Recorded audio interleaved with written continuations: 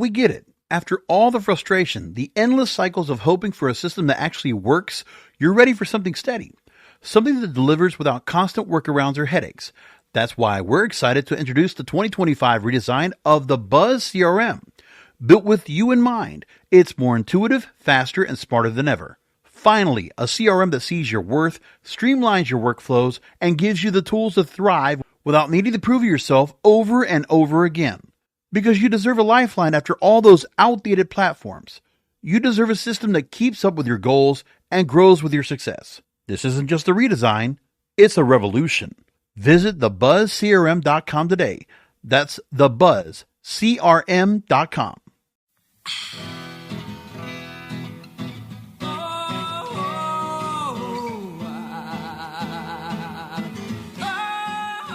My friends, I am Vivian McPeak, and this is Hemp Present. If you've got feedback or would like to suggest a guest or topic for Hemp Present, email me at hemppresent@gmail.com. Dr. Chanda Macias, MBA, is the CEO of National Holistic Healthcare, a medical cannabis cultivator, processor, and dispenser in the United States. Dr. Macias has spent 15 plus years developing her knowledge of medical cannabis. She contributes to her success by educating on ailment strain alignment, which aligns a medical cannabis strain with a specific condition or ailment. She started her career in the flagship medical cannabis dispensary in Washington, D.C. at the National Holistic Healing Center in Dupont Circle. Dr. Macias educates women entrepreneurs and patients through her outreach platform as the chairwoman of the board of managers and CEO for Women Grow, a global leader in connecting, educating, inspiring, and empowering the next generation of women leaders in the cannabis and hemp industry. She's also the vice chair of the National Cannabis Roundtable Board, which promotes common sense federal legislation, tax equity, and financial services reform. Dr. Macias earned a PhD in cellular biology from Howard University, focusing on cancer research. She earned her MBA in supply chain management from Rutgers University. She's joining me today to tell us about her important work. Welcome, Dr. Macias, to Cannabis Radio. Oh, I'm so excited to be here. And thank you for having me, Vivian. I appreciate the invitation. Oh, my pleasure. So you've been a trailblazer in the cannabis industry, leading Women Grow and other initiatives. Can you talk briefly about what inspired you to enter the cannabis industry? What fuels your passion for empowering women in cannabis? Oh, that's such a wonderful topic for me. And I'm always so excited to talk about it. When I started, maybe I'm not going to give away my age, Vivian, but maybe 3 decades ago, I was such a young and enthusiast in terms of science. And when I went to Howard University, I was like, oh, I'm going to go change the world. And it was just unbelievable at the time, all the women I had met. And some of them had breast cancer. It was like a very aggressive type of breast cancer, it was surrounding something called the BRCA1 gene. And I just said, "No, no, no, I can't let all my friends be impacted by cancer. Let me study it." And that's exactly what I did. It was, one of the hardest things that I had to do was to learn and try to understand the mechanisms of cancer, but it was such a puzzle piece to me and a way to solve such a monumental problem, even if I just got a little bit in myself to be able to contribute to the overall good, I wanted to do that. And when I was doing these studies, I found that cannabis actually helped with the symptoms of cancer. And I was completely shocked where I was like, well, why aren't restudying cannabis? And it's because cannabis was illegal to study. And I went up the chain in my university to ask, how can we do this? And it was like, if you do this, you're going to get arrested. And it's illegal, period. And so I had to step away, but it was very confusing because you can't put like a policy between someone that you love and you want to help. It's like, yeah, it's there, but when you see someone suffer, then you just gotta, find a way. And that's what happened with me. It was an early seed planted.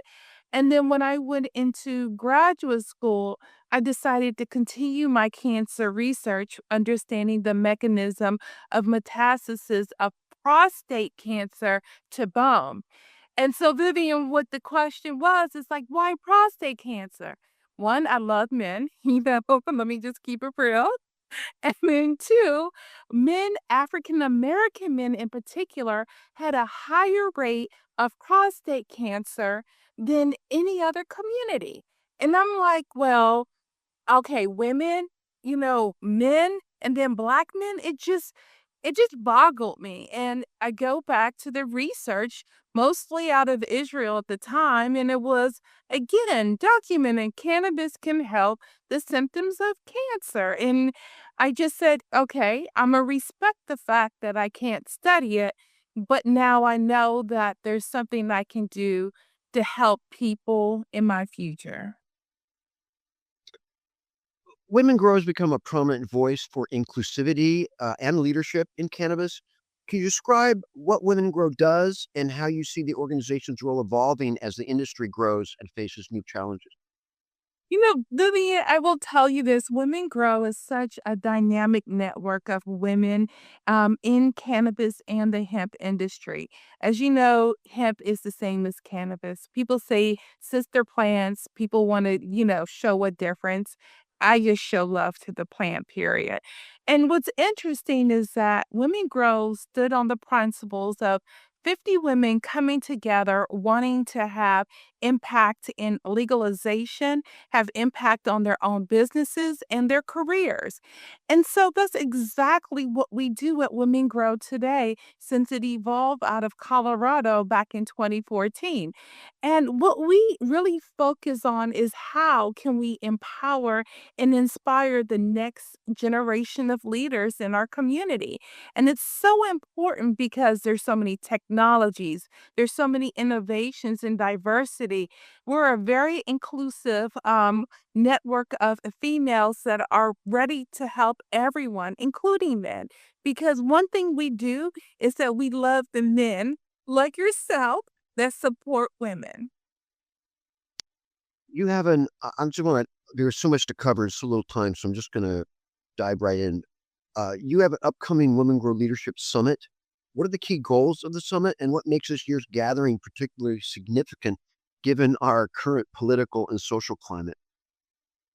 Women Grow Leadership Summit is so important this year because of the changing environmental changes of our government. We have to literally fight for our survival of the cannabis industry.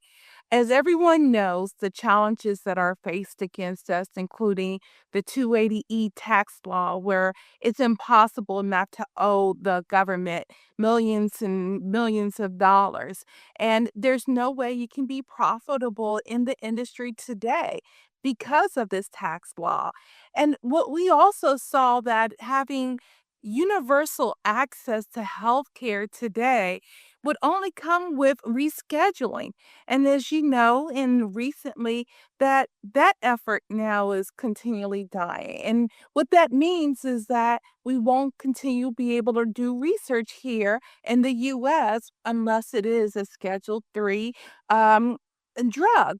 And the only person or people or group of bodies that can change that is the Drug Enforcement Agency that's influenced by both Congress and the White House. And what we have to do is make this call of action and say, look, community, it's time for us to have a one unified voice and move forward in that direction towards legalization on one accord. So the Women Grow Leadership Summit is that one accord. This is a calling out to everyone in the cannabis industry, our men, our women, children that need to be represented to come out, and we have an action plan to initiate for the survival of our industry in America. Because you know what? Our industry brings jobs, economic growth, and careers. And there's no reason why, as we continue to grow, to bring cannabis prosperity to our communities. We have a little under a minute till the first break. It's frustrating that President Biden's initiative to change the scheduling seems to be stalled. And then, with the Trump administration coming in, I really don't know what to expect in that effort. What are your thoughts on that in like 30 seconds? I will tell you, with the changing government control, I don't have an optimistic perspective on how cannabis is going to be rescheduled at this point. It's kind of heartbroken with knowing that that's the outcome and what I have to stand by. But that's why I'm fighting, because if we go to the White House, if we go to Congress and we let people know this is unacceptable, then we bring it back locally. We start removing people from different offices, and find someone else to support until our community is heard and we do have control. And so this is the call of action that I'm asking our whole cannabis community come together. Let's decide on the forward action, and I will execute with all my cannabis community behind us. I need you guys. I need to know how to order my steps. All right. We're going to go to a quick break and come back with our second segment. Don't go anywhere. Time to roll out for the people that let us hemp present. Hang loose. We're coming right back. And we're back with Dr. Chanda Macias. Dr. Macias, Brittany Griner is a powerful keynote speaker for your summit this year. How does your story of resilience align with the mission of Women Grow? And what message do you hope attendees take away from her talk? Oh, wow, Vivian, that's a great question. Brittany Griner to our community is a beacon of hope and inspiration. To come from a place of such adversity to being able to win the Olympic gold medal for the third time for our country is resilience in a big package with the bow on it. And if I could bless our community in any way, is to let her speak her truth, how she was able to overcome such adversity to a place of prosperity. Because as you know, there's a lot of things that are held against us, the stigma, this being able to be recognized as normality as a cannabis user in this community. And we have our adversities. And I know hers did stem from possession of a medicine. And so many of us have that same issue. But she came back and won the gold medal.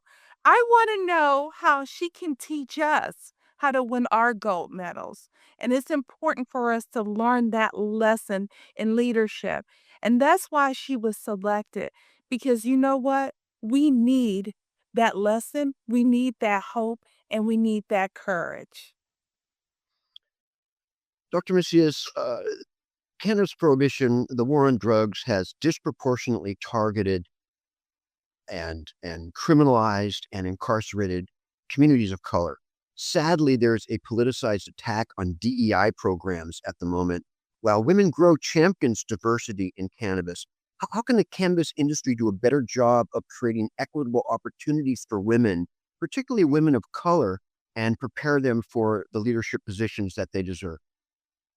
Wow, that's a loaded question, Vivian. And I will tell you, like, when you think about women and the challenges that women have in finding funding for their businesses, and then you think about women of color, it's really none to little that's left over. And women obtaining private equity funds is less than 3% in the entire nation.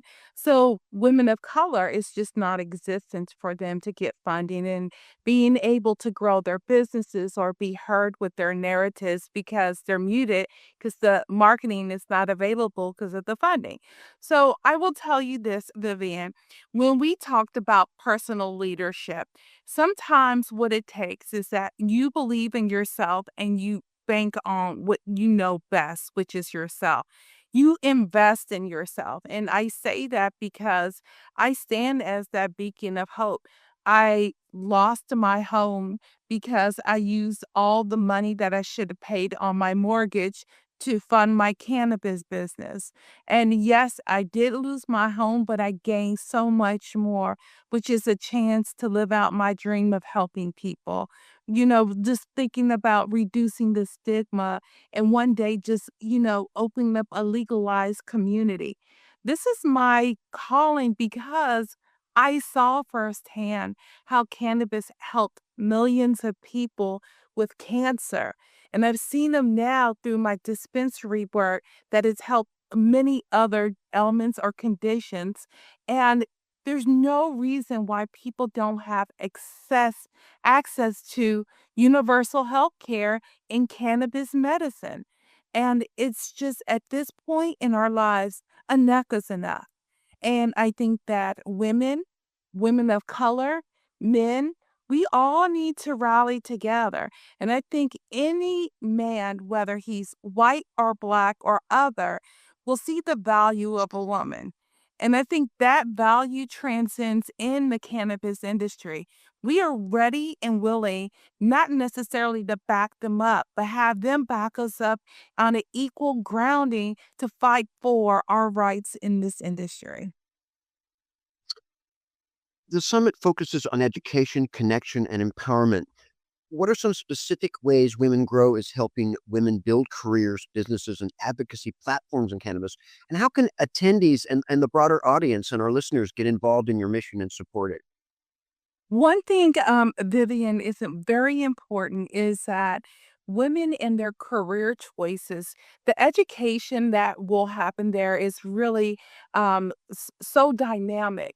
We have a career fair on day one, which will focus on all things in the cannabis industry, working with the MSOs, which are the multi state operators, to the non plant touching opportunities. Empowerment really means a cycle of money. And what we want to do is to make sure that women are compensated for all of their skill sets, all their energies that they put in developing whatever type of career choice that they have. But more importantly, day two, especially in the career track, we're focusing on more specialized careers in healthcare professionals, real estate, CPAs, even hemp farmers. And it's really important that they understand that if you're in the cannabis industry, you only got there because you started from somewhere else. And sometimes you were a CPA, and now today you're a CPA in cannabis. One day you were a marketing person, and now today you're marketing in cannabis. And there is a distinction with that specialization. And that's where you can start to think about the future, where right now, today, cannabis is a $38 billion market, but we know just next year it's forecasted for a $44 billion market.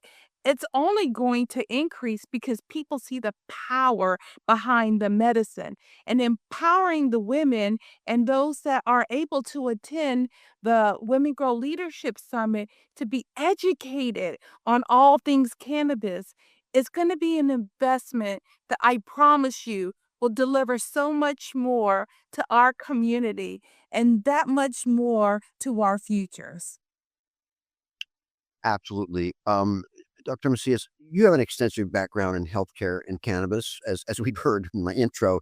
What advancements do you see on the horizon for cannabis as a tool for health and wellness? What do we have to look forward to uh, coming down the pike? Vivian, I will tell you that in the pipeline of cannabis as medicine, it's only going to create more and more innovation and healthcare segues so that people will continue to have a quality of life after using cannabis as the first measure to healthcare. And I say that because I've done various studies and I know Big Pharma is studying cannabis. They've been studying cannabis for about 15 years, if not longer. And all they're doing is getting in position. We're not legalizing because, oh, there's some big reason why not to. But what it is big pharma is not in the position to do it. And until big pharma gets in the position to do it because they pay our legislators, they give contributions, all kinds of campaign contributions, and we're not able because of the taxation. Literally, we can't pay for our influence because we're taxed by the government that much more. We don't make a profit, and Big Pharma can control the narrative through their donations. And so I know that the medicine works, and so do they.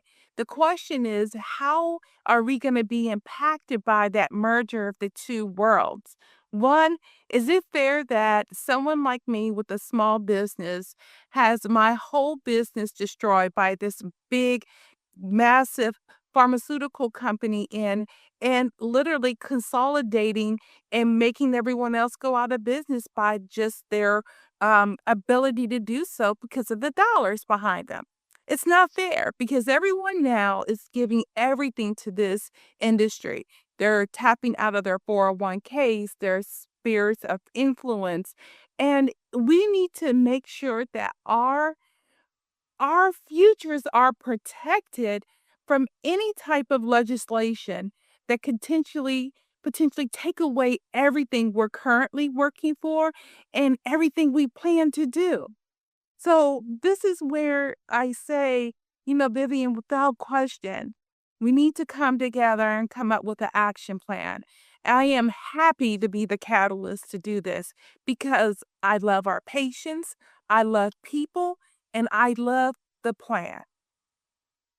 It almost feels like the pharmaceutical industry is waiting in the wings, allowing the cannabis community to make the R&D and the investment and take the chances and develop a robust, vital, energized industry. And then they're going to come in and just kind of carpet bag it all, right? And they'll have the ability to kind of, you know, overpower a lot of smaller businesses. Do you agree? That's exactly what's happening. And if it's left up to me, I'm not going to allow it to happen. There But you go. I need the power of the people. We have to eventually get in front of we need our march on Washington, put it like that. And I'm gonna start to organize that march because until we're able to get our voices heard and get the needle put in motion behind our cause, nothing's gonna happen for our benefit. So you know what? We're gonna take matters in our own hands now. All right, we're going to go to another break and come back with our final segment. Don't go anywhere. Time to roll out for the people that let us hemp present. Hang loose. We're coming right back. We're back for the final segment with Dr. Chanda Macias. Dr. Macias, you wear many hats as a CEO, an advocate, an educator. How do you manage to balance all of these responsibilities and yet stay focused on the bigger picture? How do you deal with all that incredible workload that you have and stay so centered and grounded? I don't sleep. That's the coffee you were talking about on the break. The coffee and every type of coffee there is. I'm the biggest coffee snob that ever existed. But it would be remiss for me to say that this is the energy that I put into this. I just feel like this is God's calling for me. And when I'm tapped out, I just ask God to renew my energy and faith in the cause. Because we all know cannabis is brutal. We encounter people that have been with PTSD, whether personally or professionally. They have encountered so many setbacks. But that's what cannabis does. It heals us. And that is what we all need, some form of mental or physical healing. And I believe in that with everything that I am and breathe. And my journey's just beginning because people need us. They need us to spread the word. We have to protect each other. We have to love each other and we have to have each other's back. And I really feel like sometimes this world feels like it's taking away from us. And I'm willing to step up and fight for us. And I will do that until I can't do it anymore because I really feel like we all have prosperity waiting for us if we have full access to something that's going to really open up our hearts, be able to give us happiness again, and be able to heal our pains. Again, this is the reason, this is the gospel to me, the good news to tell everyone Medicine is cannabis, and it's time that we move past this bureaucracy and get real research conducted and help millions of people who really need this plant. Yeah, in the same way that food is medicine, right? Cannabis is medicine, and I believe it's the most therapeutic natural substance on earth, or the most multifaceted therapeutic natural substance on earth. And it shouldn't be a last line of defense in health. It should be a first line of defense, right? Before we move on to sometimes very important chemical and pharmaceutical substances. Um, but but people need to learn the truth, and that's what you're doing. Is that true? It's the truth. And the thing is, Vivian, we all have an endocannabinoid system.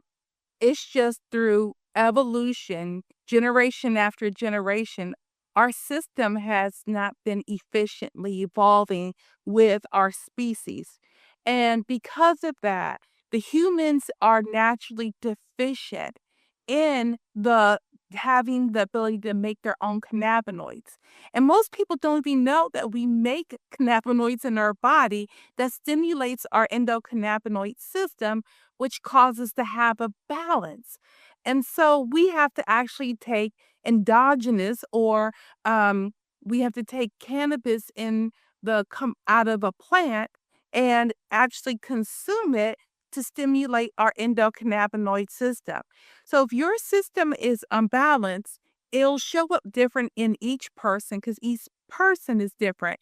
If you have a propensity to one, have multiple sclerosis through your family's genetics, and then you have this imbalance in your endocannabinoid system, you are more likely to have multiple sclerosis expressed in your life. And that's what people don't understand. This is a scientific health fact on we have the system in our body. We need to maintain the balance in our system, or our ailments or our different conditions or disease states will start to express. You'll start to have them. Cancer just doesn't sit there till it wants to pop out. It's because our body's breaking down and needs that balance, and the only thing that can create that homeostasis is the reintroduction of cannabinoids into the body. And so, as a cell biologist, this is actually on the molecular level what I've studied. And until the medical schools are able to study this, because technically it's still illegal, then we won't advance in our healthcare. And that's what is so detrimental to our futures. Um, we are running out of time. I assume that if people go to womengrow.com, they could find the information to support you and learn about your event. Yes, please go to our website, womengrow.com, or just go buy the ticket. The ticket is on Eventbrite, the Women Grow Leadership Summit. We're in National Harbor, Maryland, which is just 8 minutes from Washington, D.C. And there is going to be a beautiful time. We're going to have exciting events like cooking with cannabis.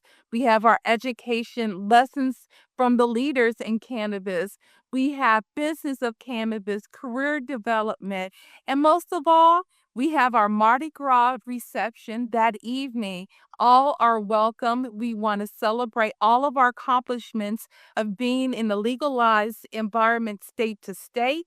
But now we're also going to celebrate our future, which is legalization in the entire United States. So please join us. All right, Dr. Chanda Macias, thank you so much for your incredible work. I have nothing but respect and solidarity for everything you're doing. Thank you so much for being on the show. Vivian, you're amazing, and thank you for having me on Hemp Presents. My pleasure. The Hemp Present intro music is 7 Mile Beach by Joanne Rand, and outro music is Take Back the Plant by Stickerbush. Stay strong, folks.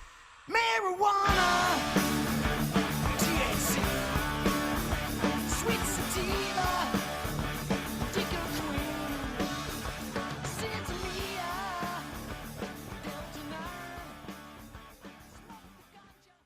We get it. After all the frustration, the endless cycles of hoping for a system that actually works, you're ready for something steady. Something that delivers without constant workarounds or headaches. That's why we're excited to introduce the 2025 redesign of the Buzz CRM. Built with you in mind, it's more intuitive, faster, and smarter than ever. Finally, a CRM that sees your worth, streamlines your workflows, and gives you the tools to thrive without needing to prove yourself over and over again. Because you deserve a lifeline after all those outdated platforms. You deserve a system that keeps up with your goals and grows with your success. This isn't just a redesign, it's a revolution. Visit thebuzzcrm.com today. That's thebuzzcrm.com.